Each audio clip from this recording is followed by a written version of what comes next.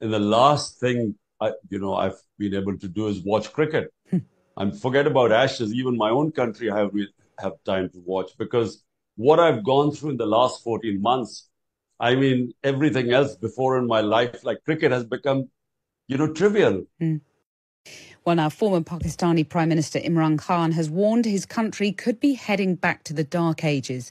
In the last year alone, Mr. Khan has been removed from office, faced an assassination attempt, arrested by the military and handed dozens of corruption charges. That's all while violent clashes continue between the police and his supporters. Well, Imran Khan joins me now live on the programme. Good afternoon to you. Good afternoon, Kathy. Thank you very much for joining us this afternoon. You face, I think, more than 100 criminal cases and charges, including treason, corruption and murder. Do you fear being arrested again imminently? Well, Kathy, there are 170 cases so far, and I'm heading towards my first double century. And these are in the last few months, because at the age of 70, I never had one criminal case. And in just a few months, I've 170. And the objective is to put me in jail because you see, this is the election year.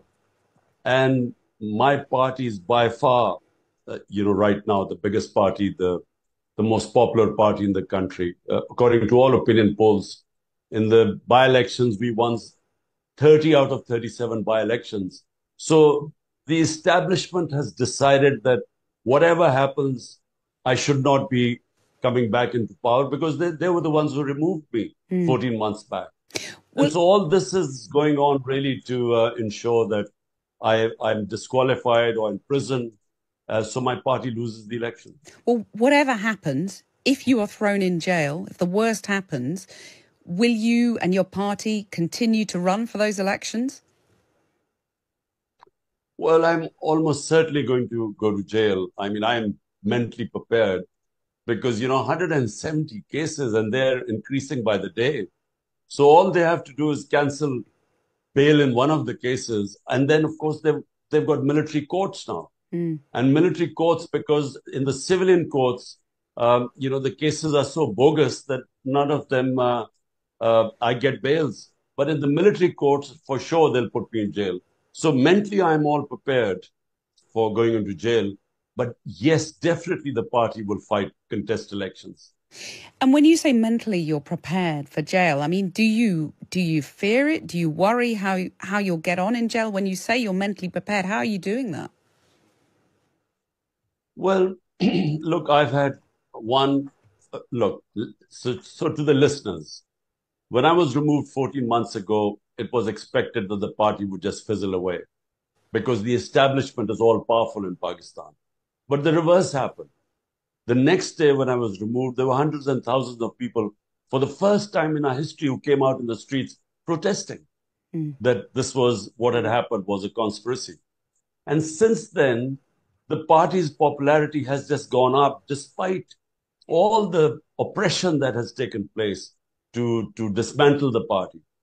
And so why do I feel right now I will be put in jail? Because I had one assassination attempt. Because when the party was still growing, that's when they tried to remove me physically. Then on the 18th of March, there was a second assassination attempt on me, which I was very lucky to get away with.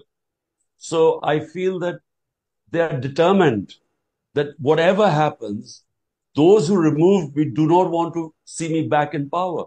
Do you worry? And therefore, Yes. Apologies. I was just going to ask you, do you worry that you might not live to see the elections at this rate? Look, I'm, someone who's quite fatalistic about this thing. I believe that, when your time comes to go and it's in God's hands and, nothing can stop it.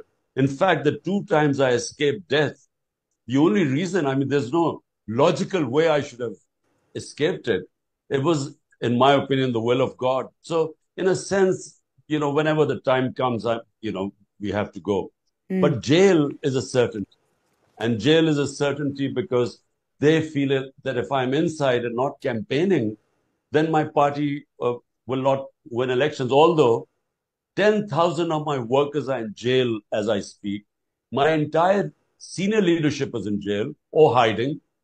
And the ones only, they can only come out, I'm talking about the leaders, if they renounce being part of my party. Mm. So they're actually trying to dismantle the party. But the vote bank is according to all opinion poll surveys, is stronger than ever. And what do you think will happen? We've seen all these protests when you were arrested before. If you are actually thrown in jail, what do you think will happen on the streets? What will the repercussions of that be? You know, Kathy, the reaction to the way I was uh, manhandled, the way I was picked up like a terrorist by commandos, where I was sitting in the precincts of the High Court. It was totally illegal what they did. And it was the way they beat up everyone and then and treating me like some sort of a criminal. So that's what got the reaction. Because all they had to do was show me a warrant and I would have gone to jail. They didn't need commando action to get a 17-year-old man to pick him up like that. So therefore, that created a reaction. Mm. But I think what sort of a reaction, I don't know really, because the oppression right now, we have never seen such oppression in this country. I mean, I've seen three martial laws. I was in the opposition under General Musharraf's martial law. I was in jail for 6, 7 days. But it was liberal compared to what's going on right now. Wow. I mean, the media is muzzled. One of our best investigative journalists was hounded out of the country, killed.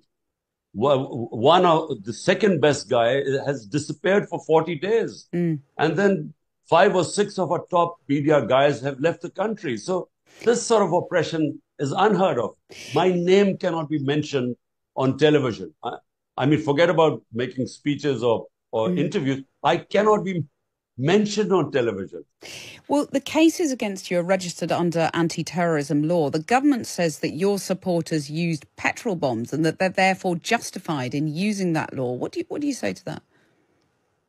Look, you know, in France, you have demonstrations. In Pakistan, all the demonstrations that took place in my 27 years, every time we have been peaceful. It is our constitutional right to hold peaceful demonstration anywhere. Now, unfortunately, since I have been out of power 14 months ago, the peaceful demonstrations have been attacked by police. We have all the evidence. I mean, given a chance, we will be able to prove in a court of law, which we haven't been allowed to have a chance, that we were all the time peaceful demonstrators were attacked. On 9th of May, 25 of peaceful demonstrations were shot dead. 50 got bullet wounds. If And you know, so all I'm saying is, and none of the police was harmed. They were unarmed people. So it, there's no even investigation in people being shot. if you've got right on your side, as you say, why do you think it is that you haven't had more support from Western governments around the world? I think, you know, well, my 3.5 years as prime minister, you know, the Western governments, their interests are much more important than moral issues. Because, you know, for instance, I mean, India has the UN human rights have charted the number of human rights violations in Kashmir in India. But India is a trading partner, so no, there's no condemnation. Similarly, right now, I think our government is supporting Ukraine. And so, therefore, although they know that this is an undeclared martial law in Pakistan right now, our democracy is being dismantled. You know, all the institutions which uphold democracy, like the judiciary, like free media, like political workers being victimized right now, they all know what's going on. But I think that, you know, there's no condemnation from the governments. There is some from the media, Western media, but none from the governments. You know, people here know you very well as a cricket star. I wanted to ask you, it seems almost trivial compared to what we've been talking about just now, but I wanted to ask if you've been watching the Ashes. No, Kathy, listen, in the last thing I've been able to do is watch cricket. I'm forget about Ashes. Even my own country, I have time to watch because what I've gone through in the last 14 months, I mean, everything else before in my life, like cricket, has become, trivial. Mm. I mean, it's sad because, obviously you're so consumed by your political troubles, understandably so, of course. But I wonder whether when you talk about mentally preparing yourself for jail and staying strong, as it were, does the memory of your sporting success keep you going in some way?